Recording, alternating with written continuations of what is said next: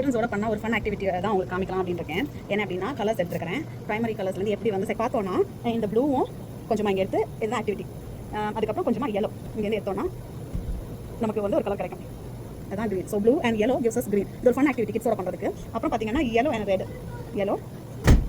red இது சேர்த்தா நமக்கு கிடைக்கிற கலர் தான் ஒரு அழகான ஆரஞ்சு.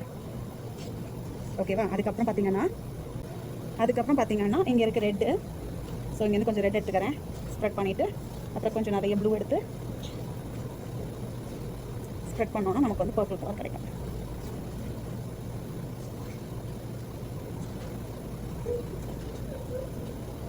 ஸோ இது வந்து குட்டீஸோட பண்ணுறதுக்கு ஒரு சூப்பர் ஃபன் ஆக்டிவிட்டி. அதுக்கப்புறம் இந்த மாதிரி நம்ம தம்பை பாயிண்டர் வச்சு இந்த மாதிரி ஃப்ளவர்ஸ் கூட மேக் பண்ணிக்கலாம். இந்த மாதிரி ஸோ இது அப்புறம் இங்கே